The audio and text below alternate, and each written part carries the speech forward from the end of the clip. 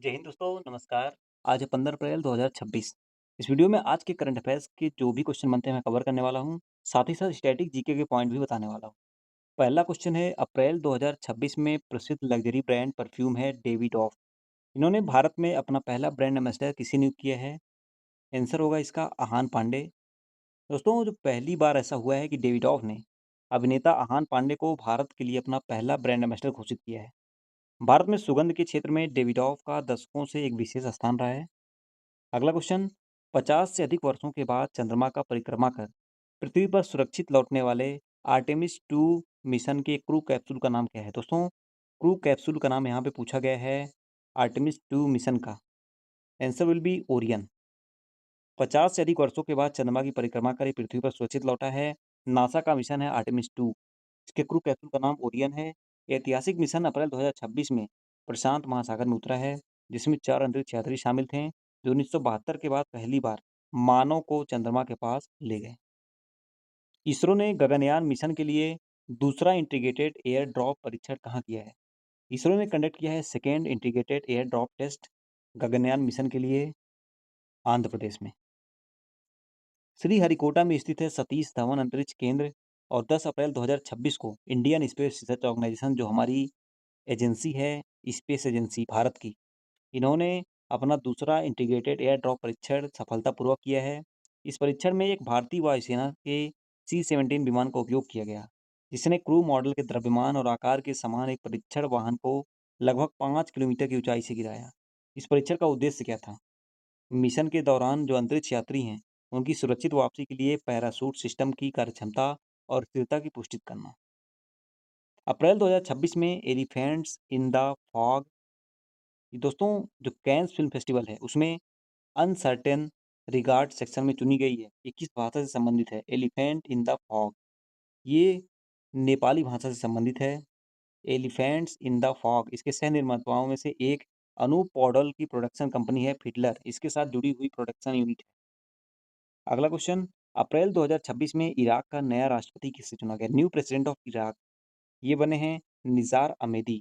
Iraq का capital है Baghdad. दोस्तों 12 अप्रैल 2026 को इराकी संसद ने कुर्दिश राजनेता निज़ार अमेदी, इनको इराक का नया राष्ट्रपति चुना है। इन्होंने 227 वोट हासिल कर जीत दर्ज की है। अमेदी जो है पेट्रियाटिक यूनियन ऑफ कुर्दिस्तान मतलब PUK पार्टी से है और देश के पूर्व पर्यावरण मंत्री रह चुके हैं। जैव रसायन और रुधिर विज्ञान में ISO 15189 रेशियो 2022 मान्यता हासिल करने वाला पहला आयुर्वेदिक विज्ञान संस्थान कौन सा है? दोस्तों फर्स्ट आयुर्वेदिक साइंस इंस्टीट्यूट पूछा गया जिन्होंने अचीव किया है ISO। Answer will be CARI Kolkata. अप्रैल 2026 में भारतीय सेना ने अपाचे हेलीकॉप्टरों का शक्ति प्रदर्शन करने के लिए ब्रह्मास्त्र अभ्यास को कंडक्ट किया गया है जैसलमेर पे। जैसलमेर में किया गया है अपाचे हेलीकॉप्टर का इसमें शक्ति प्रदर्शन हुआ है। भारत के पहले वैश्विक वन्य जीव संस्थान विश्वविद्यालय first global wild life institute university India का, इसका फाउंडेशन रखा गया है गुजरात में। रिलायंस इंडस्ट्री के कार्यकारी निदेशक हैं अनंत अंबानी। इनके द्वारा स्थापित वैश्विक वन्यजीव संरक्षण संगठन वांतारा ने गुजरात के जामनगर में वांतारा विश्वविद्यालय के शुभारंभ की घोषणा की है। ये वन्यजीव संरक्षण और पशु चिकित्सा विज्ञान को समर्पित विश्व का पहला एकीकृत वैश्विक विश्वविद्यालय है। वांतारा विश्वविद्यालय पशु कल्याण, विकास और वन्यजीव संरक्षण के भविष्य को समर्पित है। इस संस्थान का उद्देश्य पशु चिकित्सा, संरक्षण और वन्यजीव देखभाल के क्षेत्र में भावी नेताओं का विकास करना है। किस देश की लॉरा कार्डोसो T20 अंतर्राष्ट्रीय की एक पारी में 9 विकेट लेने वाली दुनिया की पहली महिला खिलाड़ी बनी है? ये है दोस्तों ब्राज़ील।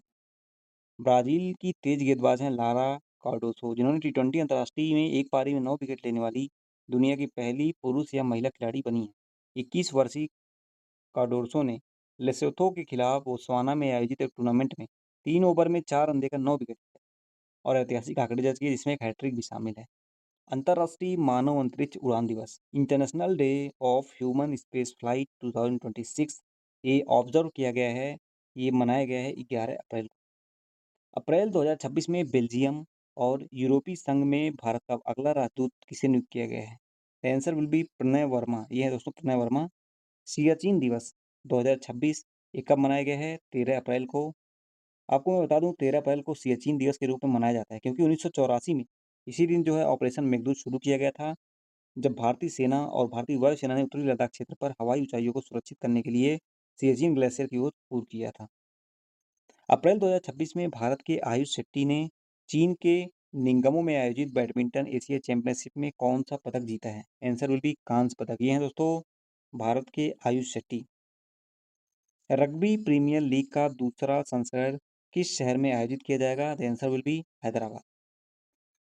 खबरों में रही हवांग-सॉन्ग 11 जीए किस देश द्वारा विकसित एक कम दूरी की बैलिस्टिक मिसाइल है? दोस्तों न्यूज़ में है हवांग-सॉन्ग 11 जीए। ये शॉर्ट रेंज बैलिस्टिक मिसाइल है, डेवलप किया गया है उत्तर कोरिया के द्वारा, नॉर्थ कोरिया जिसको बोलते हैं। अप्रैल 2026 में लता दीनानाथ मंगेशकर पुरस्कार 2026 के लिए किसे चुना गया है? कैलाश सत्यार्थी। राष्ट्रीय शिक्षा नीति 2020 के तहत एनसीईआरटी द्वारा 9वीं कक्षा के लिए जारी की गई हिंदी की नई पुस्तक का नाम क्या है? नई पुस्तक का नाम है गंगा। किस अंतर्राष्ट्रीय प्रोटोकॉल के तहत भारत ने वर्ष 2027 के बाद ओजोन क्षयकारी पदार्थ हाइड्रोफ्लोरोकार्बन के उत्पादन को बंद करने की घोषणा की? दोस्तों किगाली प्रोटोकॉल इसी के तहत। सीबीएसई ने किस कक्षा से नया एआई पाठ्यक्रम शुरू किया है? कक्षा 3 CBSE central board of secondary education इन्होंने। दोस्तों अप्रैल 2026 में वामतारा विश्वविद्यालय कहाँ स्थापित किया जाएगा? जामनगर। अगला क्वेश्चन है अप्रैल 2026 में केंद्रीय कैबिनेट ने कलाई 2 और कमला मेगा हाइड्रो पावर परियोजनाओं को कहाँ स्थापित करने की मंजूरी दी है? इसका आंसर है अरुणाचल प्रदेश। दोस्तों पीएम मोदी की अध्यक्षता में केंद्रीय कैबिनेट ने 8 अप्रैल 2026 को अरुणाचल प्रदेश में 2 बड़ी जल विद्युत परियोजना जिसका नाम है कलाई 2 और कमला इसको स्थापित करने की ऐतिहासिक मंजूरी दी है। 1200 मेगावाट की कलाई 2 परियोजना अरुणाचल प्रदेश के आजा जिले में जो लोहित नदी है उस पर बनाई जाएगी।